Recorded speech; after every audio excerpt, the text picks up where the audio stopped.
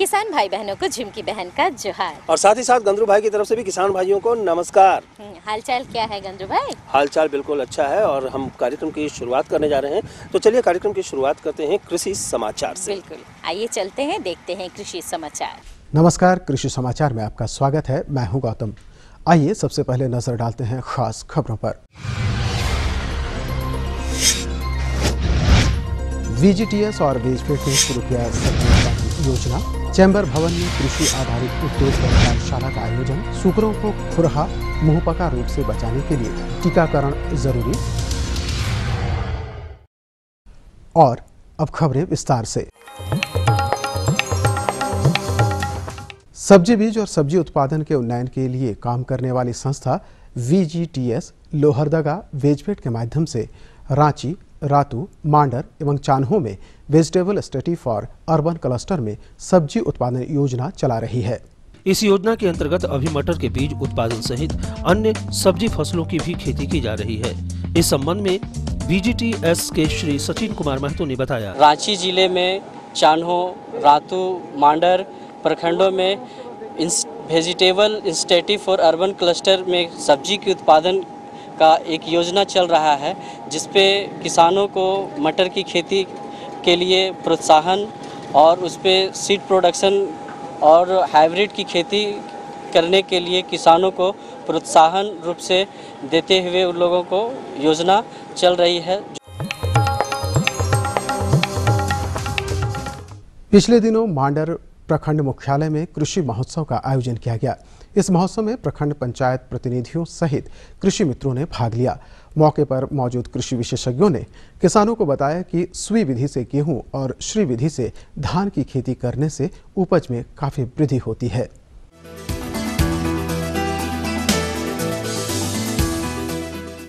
जाड़े के मौसम में सूकरों को खुरहा मुंहपका बीमारी होने का खतरा रहता है। ये विषाणु जनित संक्रामक बीमारी है। इस रोग के प्रकोप से सूकरों में मुंह और खूर में घाव हो जाता है। उन्हें खाने और चलने में काफी कठिनाई होती है। सूकरों को इससे बचाने के लिए FDM का टीका 6 माह के अंतराल पर देते रहना चाहिए। सूकरों को खुरहा और मुंहपका बीमारी से बचाने के लिए सूकर पालक ठंड का मौसम आने से पहले ही अपने सूकरों को FMD का टीका लगवा दें। कई दफा इस बीमारी से सूकरों की जान भी चली जाती है। खुरहा और मुंहपका रोग बहुत तेजी से फैलने वाला रोग है, जिसका खतरा जाड़े के मौसम में कुछ ज्यादा ही होता है।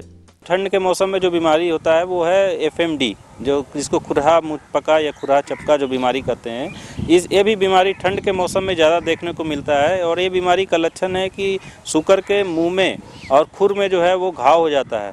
और जब वो घाव हो जाता है तो चलने फिरने में असमर्थ हो जाता है सूकर, खाने में असमर्थ होता है, धीरे धीरे कमज़ोर होकर के उसकी मृत्यु हो जाती है।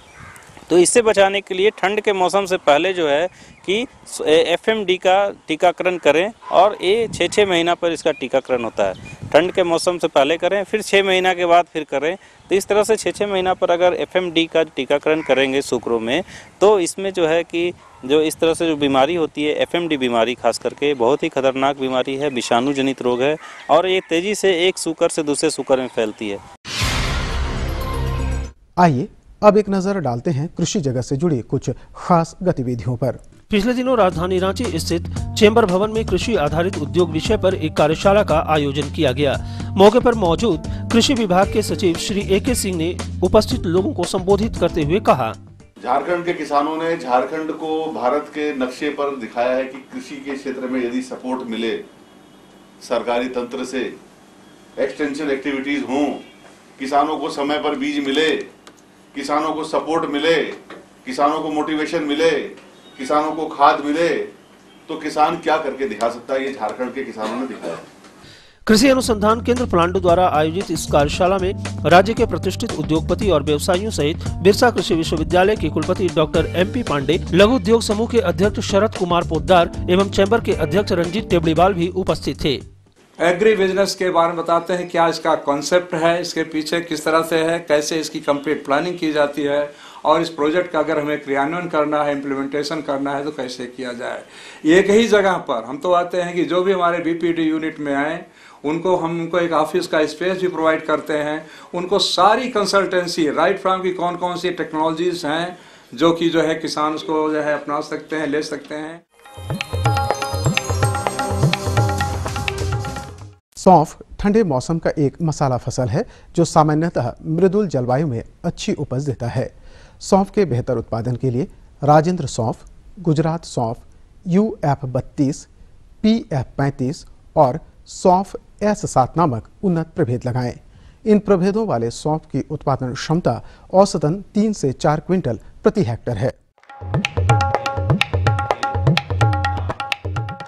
बिरसा बीज सा खाद ड्रिल उस कृषि यंत्र का नाम है जो कतारों में बीजों की बुआई और खाद डालने का काम करता है।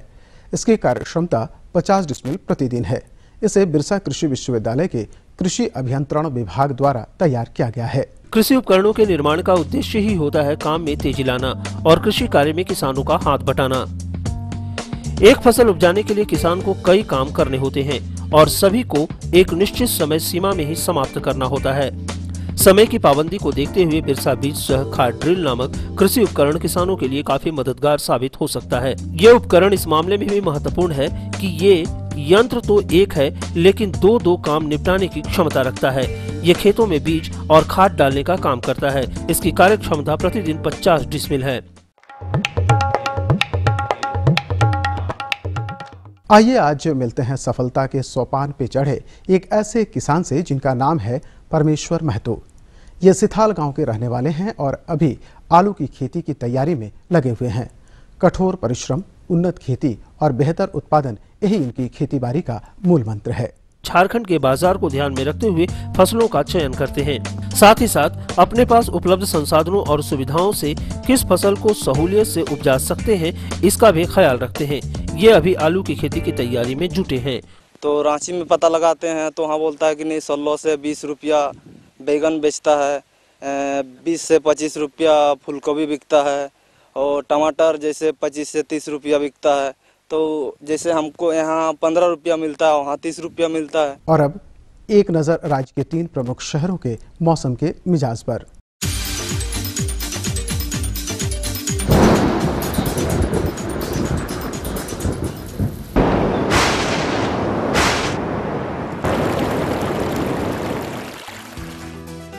आज राज्य के 3 प्रमुख नगरों के 10 तापमान इस प्रकार हैं। रांची का न्यूनतम तापमान 12 डिग्री सेल्सियस और अधिकतम 24 डिग्री सेल्सियस। जमशेदपुर का न्यूनतम तापमान 15 डिग्री सेल्सियस और अधिकतम 25 डिग्री सेल्सियस। मेदिनीनगर का न्यूनतम तापमान 15 डिग्री सेल्सियस और अधिकतम 22.2 डिग्री सेल्सियस। और अब मंडी भाव में आइए नजर डालते हैं अनाजों के भाव पर।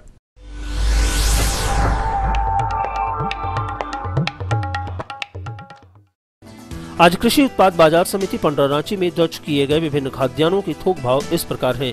चावल मोटा 1900 रुपए से 2050 रुपए, चावल मध्यम 2100 रुपए से 2250 रुपए, चावल उत्तम 2200 रुपए से 2400 रुपए, गेहूं 1450 रुपए से 1550 रुपए, चना 4850 रुपए से 5250 रुपए, दाल अरहर 6700 रुपए से 7000 रुपए, दाल मसूर 4300 रुपए से 4600 रुपए, दाल चना 6000 रुपए से 6200 रुपए, सरसों तेल 10150 रुपए से 10200 रुपए, चीनी 3400 रुपए से 3600 रुपए, आलू 1200 रुपए से 1250 रुपए और प्याज 1400 रुपए से 1650 रुपए प्रति क्विंटल रहा। कृषि समाचार में आज इतना ही। अगले दिन अगले अंक में फिर मुलाकात होगी कुछ ताजा तरीन खबरों के साथ। तब तक के लिए दीजिए इजाजत। नमस्कार, जोहार। चलिए, ये भी काम पूरा हुआ हमारा। अब क्या कहना है आपका? बिल्कुल, अभी हमारे किसान भाई कृषि समाचार में खेती बाड़ी से संबंधित तमाम तरह की जानकारियां वो ले रहे थे और मंडी के भाव के बारे में भी उनको पता चल गया और मौसम के मिजाज से भी अवगत हो गए। और अब जानकारी की कुछ और बातें हैं जो हम अपने किसान भाइयों को देंगे, तो लेकिन उसके पहले हमें लेना होगा एक छोटा सा विराम। बिल्कुल, लेकिन विराम के बाद हम पुनः हाजिर होंगे। तब तक आप बने रहिए हमारे साथ। ये लो और बताओ। बस। अरे ये क्या भैया जी, बस इतनी सी रासायनिक खाद? किसानी छोड़ रहे हो क्या? किसानी नहीं, नादानी छोड़ रहे हैं। मिट्टी की जांच कराई है। अब तो लाला जी जितनी जरूरत है उतने ही उर्वरक खेत में डालेंगे। हाँ, किसान भाई आज ही अपने जिले की नजदीकी भूमि परीक्षण प्रयोगशाला में मिट्टी की जांच जरूर करवाएं और मिट्टी में पोषक तत्व, नमी व पौधे के विकास को देखते हुए केवल जरूरत के अनुसार ही पोषक तत्व डालें। और हाँ, मिट्टी में गंधक, जस्ता, बोरोन जैसे सूक्ष्म पोषक तत्वों का पता लगाना भी न भूलें। उर्वरक और जैविक खाद के सही उपयोग से भूमि का उपजाऊपन बनाए रखें, उत्पादकता बढ़ाएं, खर्चा घटाएं और बहुमूल्य विदेशी मुद्रा बचाने में भी सहयोग दें। और हाँ, धीमी गति से नाइट्रोजन उपलब्ध कराने वाले उर्वरकों जैसे नीम लेपित यूरिया को प्राथमिकता दें और यूरिया का पत्तों पर छिड़काव करें। अरे वाह, तू तो सचमुच समझदार हो गया रे। अधिक जानकारी के लिए संपर्क करें जिला कृषि अधिकारी या किसान कॉल सेंटर। अम्मा खाना दे दो ना। सबर कर गोलू, अभी दाल नहीं गली है। तू फिक्र ना कर गोलू की अम्मा, अब की बार अपनी दाल खूब गलेगी। क्या मतलब जी? अब की बार NFSM के तहत दाल की पैदावार को बढ़ाने के तरीकों को दिखाने के लिए देश में 1000 क्षेत्र चुने गए हैं, जिसमें हमारा इलाका भी आ गया है। पर इससे हमें क्या फायदा?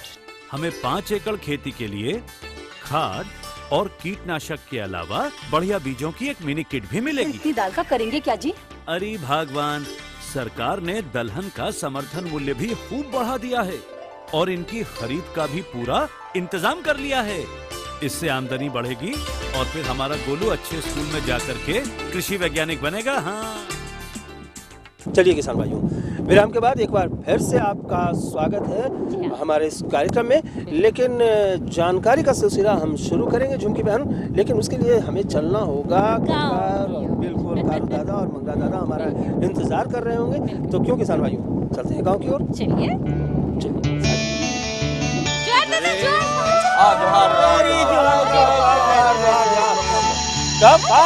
हाँ, सब ठीक है ठाक है।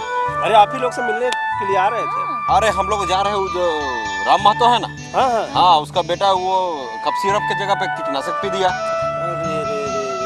देखिए भाई, ये तो बहुत बहुत गलत हुआ। हम किसान भाइयों से भी कहना चाहेंगे कि भाई किसान भाइयों, हम लगातार आपको जानकारी देते रहते हैं कि किस तरह से कीटनाशकों का प्रयोग करना है, किस तरह से उसका रख रखाव करना है, लेकिन सारी जानकारियाँ अगर आप नहीं देते हैं तो कृपया आप उसको हमारे कार्यक्रम में जरूर देखें। हम तमाम तरह की जानकारियाँ फिर से अपने किसान भाइयों को इसके बारे में हम जानकारी उपलब्ध करा देते हैं।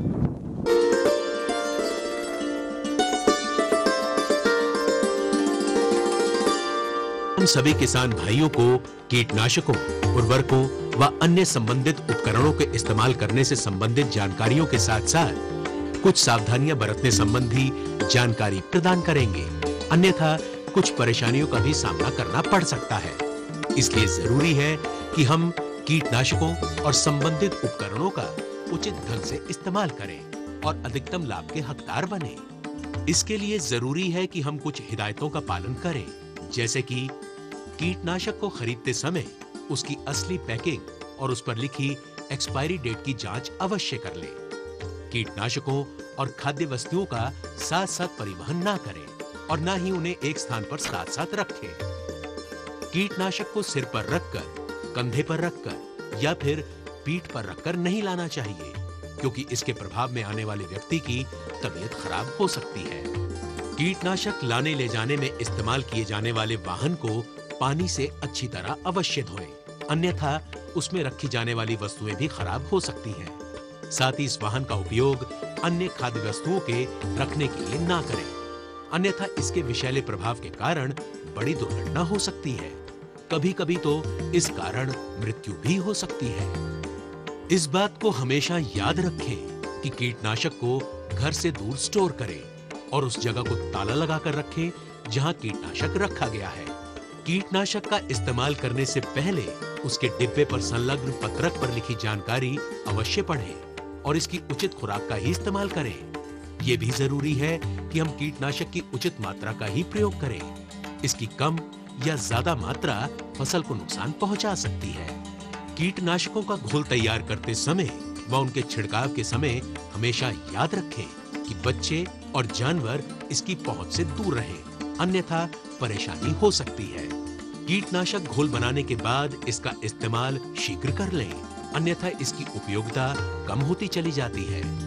विशेषज्ञों की सलाह के अनुसार उपयुक्त उपकरणों का इस्तेमाल किया जाए। कीटनाशक की मशीन व अन्य उपकरणों की जांच करने के बाद ही कीटनाशक का छिड़काव करें और साथ ही अपने शरीर को कपड़ों से जरूर कवर कर लें। कीटनाशक को स्प्रे करते समय सुरक्षात्मक वस्तुओं का प्रयोग करें, जैसे कि दस्ताने, फेस मास्क, एप्रन आदि। इस बात का भी हमेशा ध्यान रखें कि कीटनाशक का छिड़काव बरसात आने की संभावना के समय या बरसात के एकदम बाद नहीं करना चाहिए, क्योंकि कीटनाशक का असर इन दिनों में ठीक ढंग से नहीं हो पाता है। कीटनाशक के छिड़काव के समय खान पान ना करें और ना ही धूम्रपान का प्रयोग करें, अन्यथा कीटनाशक आपके शरीर के अंदर पहुंचकर नुकसान पहुंचा सकता है। इसके अलावा कीटनाशक का छिड़काव करते समय खाने की चीजें खेत पर ना रखें, अन्यथा कीटनाशक के प्रयोग से खाद्य वस्तुएं भी विषैली हो सकती हैं, जो हमारे जीवन के लिए हानिकारक सिद्ध हो सकती हैं। यदि कीटनाशक का छिड़काव करते समय इसके जहर के संकेत शरीर पर दिखने लगे तो तुरंत प्राथमिक चिकित्सा के जरिए इस और जांच कराते समय डॉक्टर को खाली कीटनाशक के डिब्बे को अवश्य दिखाएं, ताकि उसके प्रभाव का उचित ढंग से निदान किया जा सके। कीटनाशक का छिड़काव की गई भूमि पर चेतावनी के संकेत अवश्य लगाएं, ताकि बचा जा सके। कीटनाशक के इस्तेमाल के बाद डिब्बे को तोड़कर बंजर भूमि में गहरा गड्ढा खोदकर दबा दें या फिर न कर दें। कीटनाशक का उपयोग करने के उपरांत व भोजन करने से पहले हाथ और मुंह साबुन से अवश्य धोएं। यदि हम सावधानी नहीं रखेंगे तो कीटनाशक हमारी त्वचा और शरीर को भी नुकसान पहुंचा सकते हैं और शरीर में प्रवेश करने से सांस लेने की समस्या के साथ साथ शरीर के अंदर भी कई प्रकार के विकार हो सकते हैं। जी हाँ, यदि हम खेती बाड़ी करते समय सही व उचित मात्रा में कीटनाशकों का उपयोग बचाव के तरीकों को अपनाते हुए करेंगे तो न केवल हम अपनी पैदावार बढ़ाने में कामयाब हो सकेंगे, बल्कि विकास और खुशहाली लाने में भी कामयाब हो जाएंगे। और ये सब संभव होने लगेगा यदि हम सभी कृषि की छोटी छोटी लेकिन उपयोगी नीतियों और पद्धतियों का इस्तेमाल आधुनिक ढंग से करते हुए आगे बढ़ेंगे। जी हाँ, कृषि उपज बढ़ाने के लिए उचित जानकारी के साथ चलने में ही समझदारी है। इस जानकारी पर अगर हमारे किसान भाई बहनें अमल कर लें तो ये जो दुर्घटनाएं होती है इससे बच सकते हैं। बिल्कुल, और साथ ही साथ हम इससे भी बच सकते हैं कि अगर कीटनाशकों का सही उपयोग हो तो उसकी जो गुणवत्ता है वो हमारे फसलों पर अधिक से अधिक प्रभावी होगी। बिल्कुल सही कहा आपने। तो और तो एक तो हो गया बात जो अभी दिक्कत हो गया था राम के नहीं, तो दूसरा भी एक बात है। क्या दादा? एक तो हम लोग समझ गए, लेकिन एक और समझना है। क्या क्या बोलिए। अब देखिए कि अगर देर से गेहूं हम लोग लगाने जा रहे हैं तो देर से गेहूं लगाने का बने खेती का वैज्ञानिक तरीका है ताकि हम लोग बढ़िया फसल उपजा सकें। बहुत ही अच्छी बात है। बहुत सारे किसान ऐसे हैं जो किसी न किसी कारण से गेहूं की बुआई अगर नहीं कर पाए हैं समय से, तो आप चिंतित ना हो, विलंब से भी इसकी खेती की जा सकती है, लेकिन उसके लिए हमें कुछ खास बातों का ध्यान रखना होगा किसान भाइयों। तो चलिए झुमकी बहन, हम इसी बात पर हम अपने किसान भाइयों को भी जानकारी उपलब्ध करा देते हैं। जानकारी दिलवाते हैं हमारे विशेषज्ञ डॉक्टर सूर्य प्रकाश जी से। आइए मिले।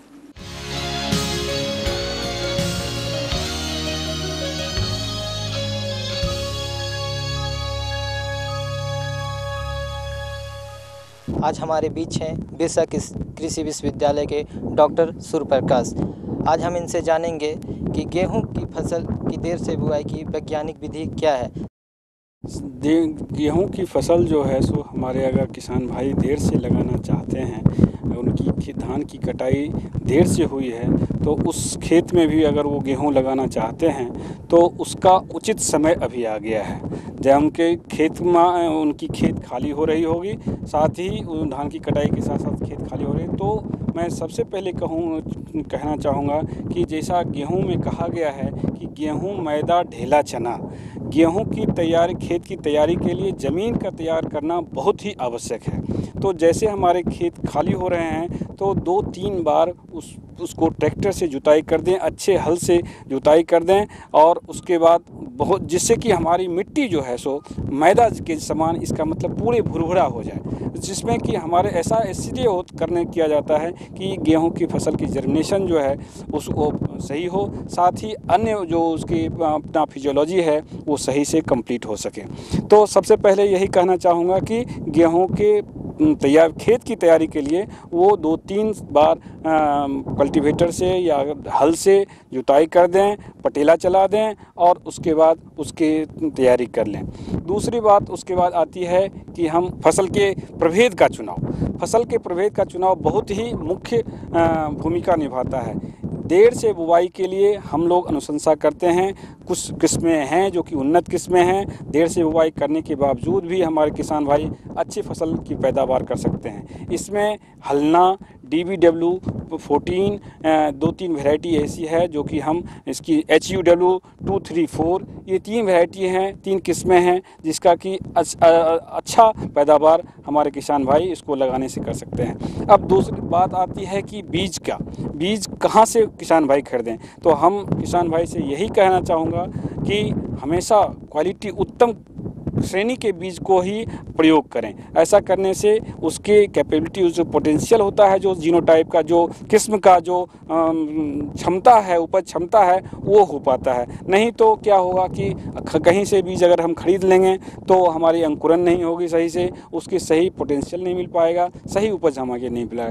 तो सर्टिफाइड सीड जो भी हमारे किसान भाई लें, जो सही, जो सुनिश्चित करें, अच्छे दुकानदार जिनके पास ये लाइसेंस हो, जो कि जहाँ से सही दुकान से उसकी खरीदारी करें। तो डॉक्टर साहब, जो देर से गेहूं की बुआई करने का सही समय क्या है? हाँ, जैसा मैं कह रहा था कि अब वो ये उचित समय हो गया कि हम गेहूं की सिंचित अवस्था में, अभी हम सिंचित अवस्था की ही बात करेंगे, वर्षा आधारित खेती की बात नहीं करेंगे। हम जिस किसान भाई के पास सिंचाई उपलब्ध है तो वो सिंचित अवस्था में ही उसकी बुवाई कर सकते हैं और ये समय अब आ चुका है। किसान भाई जल्दी से अपने खेत का प्रिपरेशन कर लें। ये दिसंबर 15 तक इसकी बुवाई अवश्य कर दें। इस तक यहाँ तक करने से हमारे किसान भाई को अच्छी फसल पैदावार हो सकती है। नहीं तो आज के दिनों में जो समय का परिवर्तन हो रहा है, जलवायु परिवर्तन हो रहा है, तो उससे हमारे फसल इफेक्टेड हो जाते हैं, प्रभावित होते हैं और उचित पैदावार नहीं हो पाती है। अच्छा डॉक्टर साहब, ये बताने की कोशिश करेंगे कि सिंचाई का अंतराल कितने दिनों का हो जो फसल का पैदावार और ग्रोथ ज़्यादा तेज़ी से हो? जी, पहले तो हम बुवाई कर लें, अपने फसल की बुवाई कर लें, जिसका कि हम लोग अनुशंसा करते हैं कि अगर संभव हो सके, क्योंकि किसान यहाँ झारखंड में सिंचाई की उपलब्धता बहुत कमी है, तो हो सके तो उसकी पंक्ति में बुवाई करें। देर से बुवाई करने वाली जो फसल हमारी होती है उसमें बीज की मात्रा करीब 100-150 kg प्रति हेक्टेयर के हिसाब से हमें दिया जाता है। अगर उसकी पंक्ति में बुवाई करें तो हम 15-18 सेंटीमीटर 2 पंक्ति के बीच में दूरी रखते हैं और उसकी बुवाई करते हैं। पंक्ति में बुवाई करने से बहुत फायदे होते हैं। हर एक फसल को, हर एक पौधे को सही जलवायु मिल पाता है, सही प्रकाश मिल पाता है, सही न्यूट्रिशन मिल पाता है, पोषण हो पाता है, पालन पोषण हो पाता है। अतः उसकी सही पंक्ति में ही बुवाई की जाए।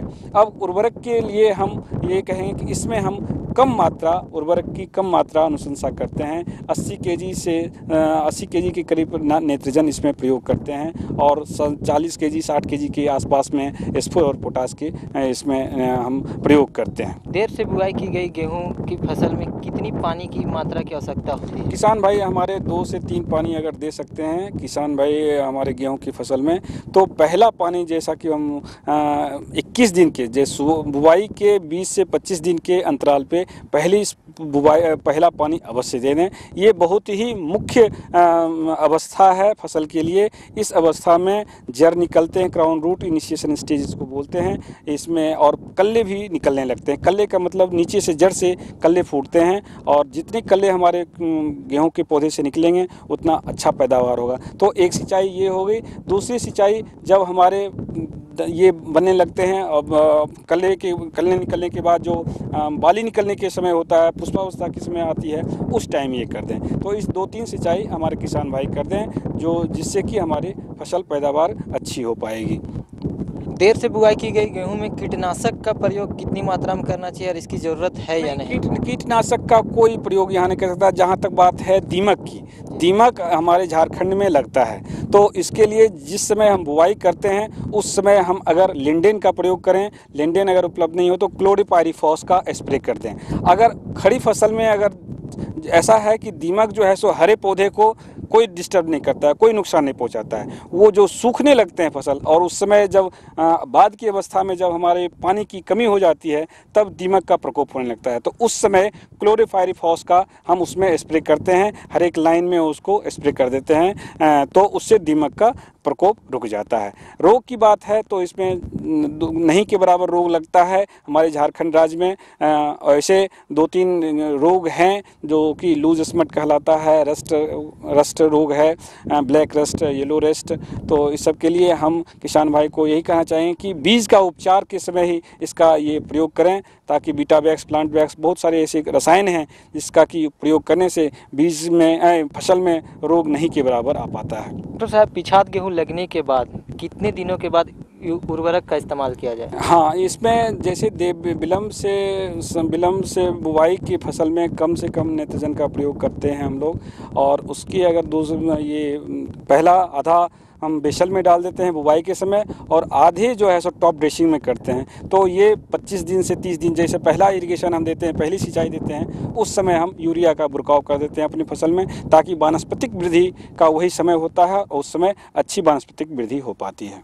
तो देखा किसान भाइयों, डॉक्टर साहब ने कितनी अच्छी जानकारी देर से गेहूं बुआई करने की, कितनी अच्छी वैज्ञानिक तरीके से विधि बताई, और इससे आपको जरूर लाभ होगा। चलिए बहुत बढ़िया जानकारी था। सूर्य प्रकाश जी इतना बढ़िया से हम लोग को बताए ना कि अगर देर से गेहूं लगा रहे हैं तो का बात का ख्याल रखेंगे, का ध्यान देंगे ताकि कोई दिक्कत नहीं हो और एकदम चकाचक फसल हो। बिल्कुल, और हम तो यही कामना करते भी हैं किसान भाइयों से कि भाई आप मेहनत जरूर करते हैं, खूब मेहनत करते हैं, पसीना बहाते हैं, लेकिन जब आपकी फसल अच्छी नहीं होती है तो उस मेहनत का कोई मोल भी नहीं है। सही बात है। लेकिन जब आप सही रास्ते पर सही तरीके से अगर आप खेती करते हैं तो निश्चित रूप से आपकी फसल अच्छी होगी और आपकी जो आर्थिक समृद्धि है बढ़ेगी।